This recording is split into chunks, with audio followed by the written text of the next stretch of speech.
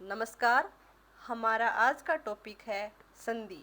Topic शुरू करने से पहले अभी तक आपने हमारे चैनल को सब्सक्राइब नहीं किया है तो प्लीज़ अभी सब्सक्राइब करें और अपडेट रहे नई नई जानकारियों से।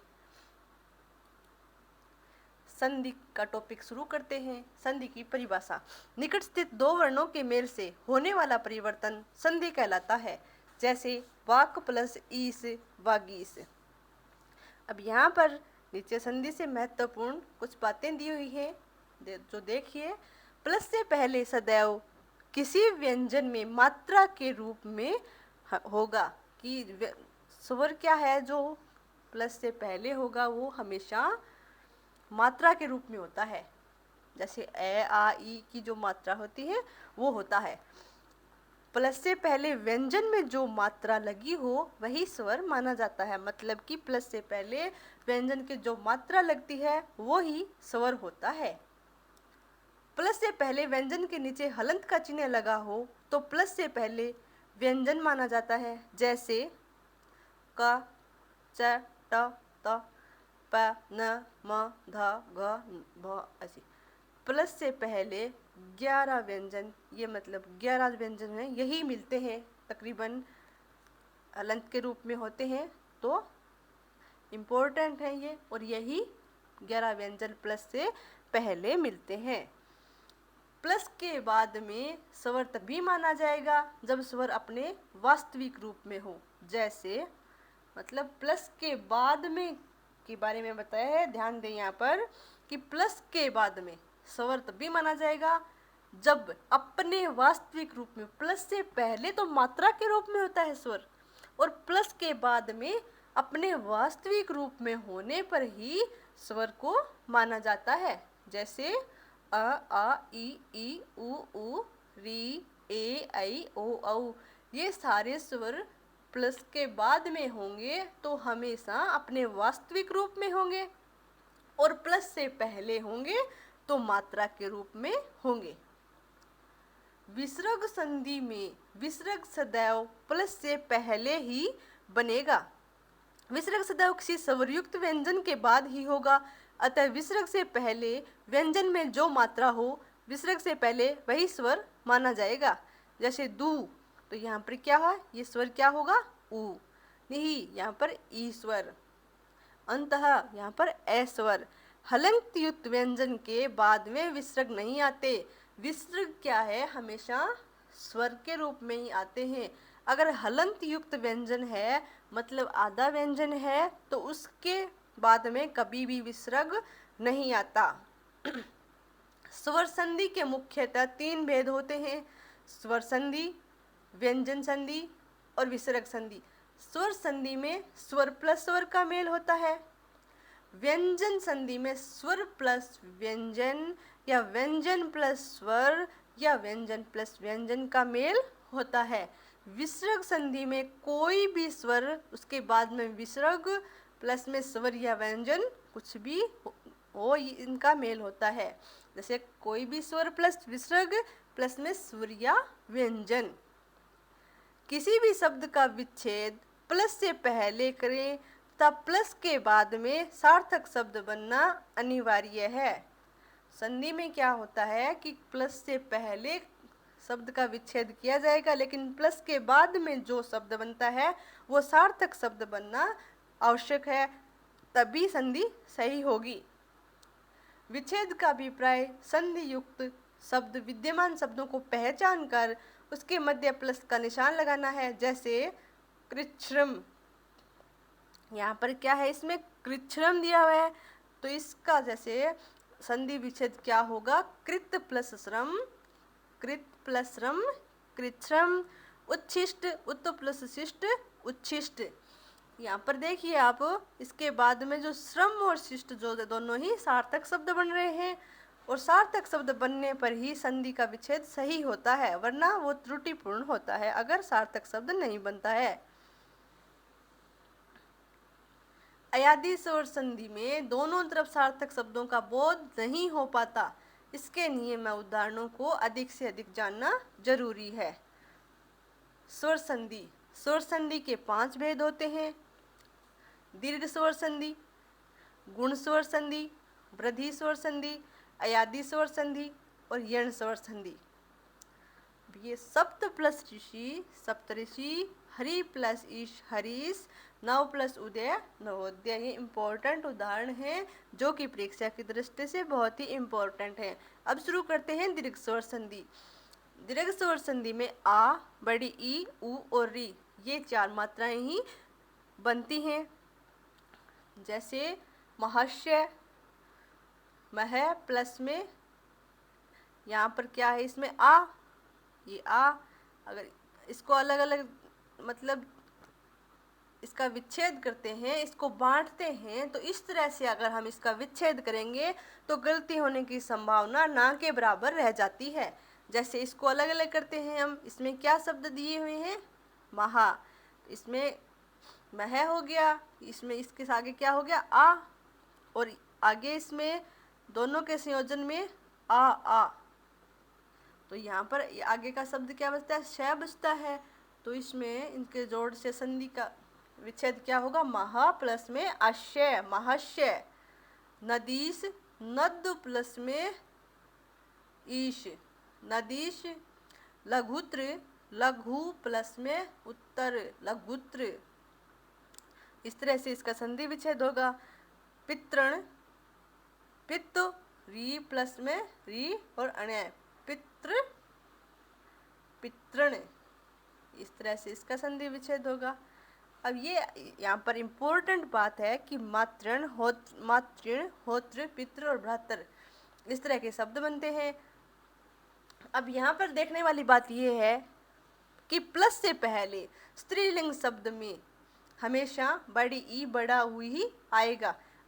स्त्रीलिंग अगर होगा तो प्लस से पहले हमेशा मात्रा बड़ी आएगी, और प्लस से पहले पुल्लिंग शब्द में छोटी ई, छोटा ऊ आएगा। मतलब कि प्लस से पहले अगर पुल्लिंग शब्द होगा तो मात्रा हमेशा छोटी आएगी।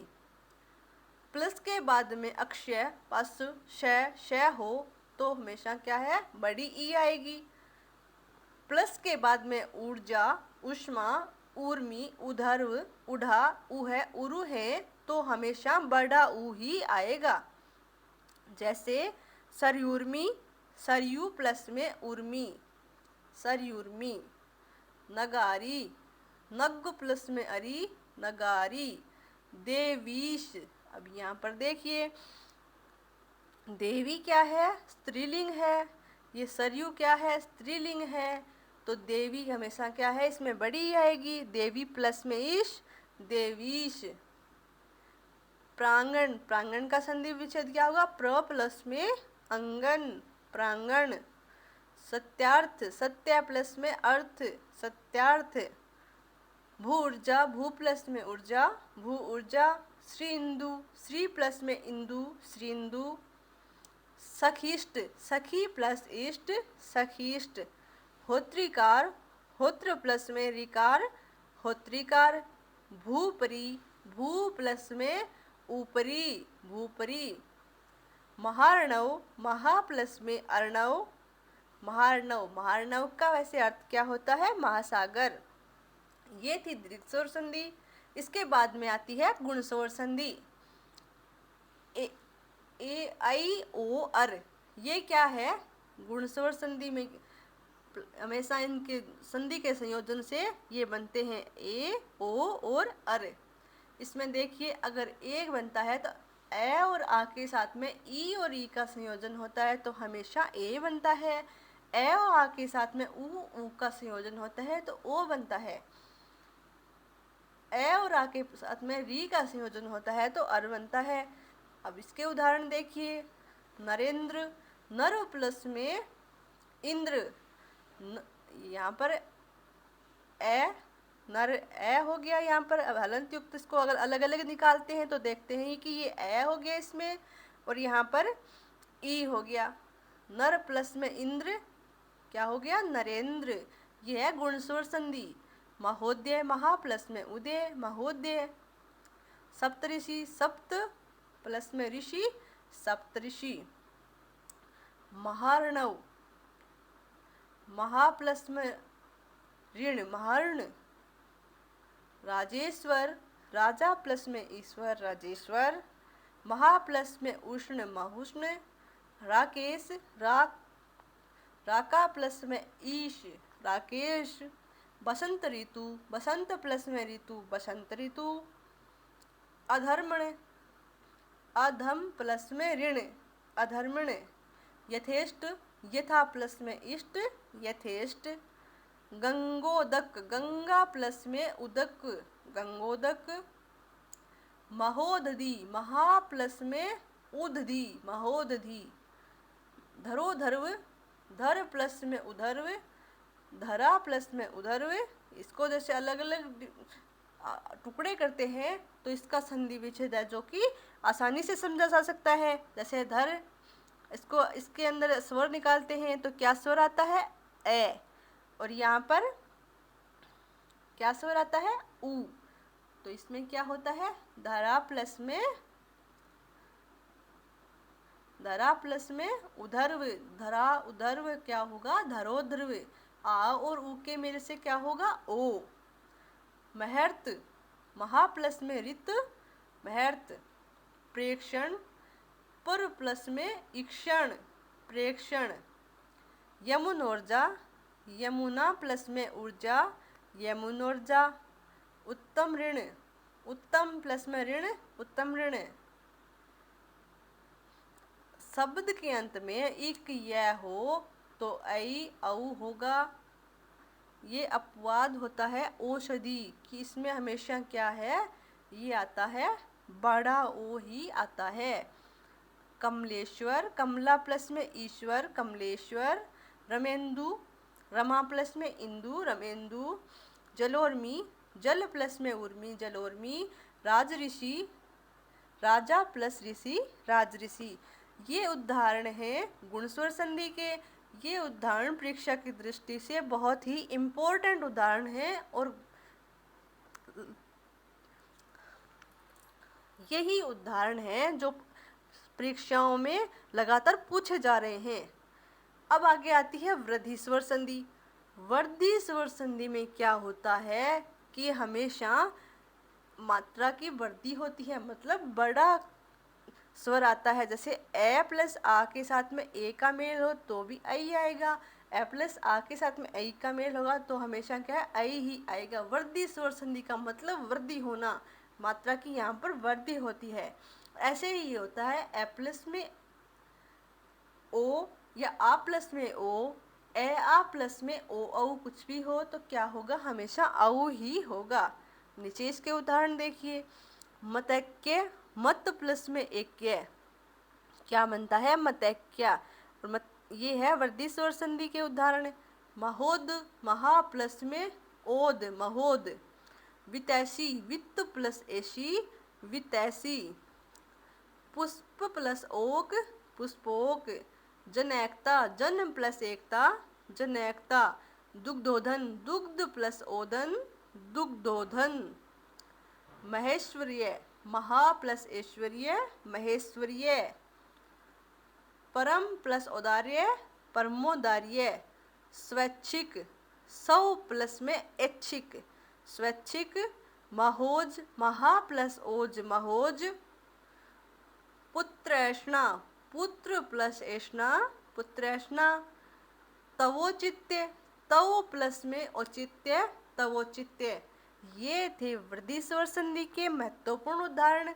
इसके बाद में आती है यण स्वर संधि। यण स्वर संधि जो होती है इसमें 3 प्रकार के संधि युक्त स्वर बनते हैं। जैसे य से पूर्व आधा व्यंजन हो, वै से पूर्व आधा व्यंजन हो, शब्द में त्रय हो। य से पूर्व आधा व्यंजन हो, उसमें ई लगाने से सार्थक व शुद्ध शब्द बने तो उसे प्लस से हमेशा पूर्व लिखा जाएगा। वैसे पूर्व आधा व्यंजन हो, उसमें उ लगाने से सार्थक व शुद्ध शब्द बने तो उसे प्लस से पूर्व लिखा जाएगा। शब्द में त्रय हो तो उसका त्रि बनाने पर मातृ, पितृ, भ्रातृ, होतृ में से कोई भी शब्द बने तो उसे हमेशा प्लस से पूर्व लिखा जाएगा। ये व त्रय को समाप्त करके इनमें जो स्वर हो उसी स्वर से शेष भाग के साथ सार्थक शब्द बने तो उसे प्लस के बाद में लिखा जाएगा। आगे का संधि का चैप्टर हम आपको अगले वीडियो में बताएंगे। और ये था स्वर संधि का बहुत ही इम्पोर्टेंट टॉपिक, जो सभी परीक्षाओं की दृष्टि से बहुत ही इम्पोर्टेंट है। और ये जो उदाहरण है वो भी परीक्षा की दृष्टि से बहुत है इम्पोर्टेंट है, जो कि सभी परीक्षाओं में पूछे जाते हैं। आपको हमारा ये वीडियो कैसा लगा, ये लाइक करें, शेयर करें और कमेंट के माध्यम से हमें बताएं। और कोई भी त्रुटि हो, कुछ और जानना चाहते हो तो आप कमेंट के रूप में हमें ज़रूर बताएं। धन्यवाद।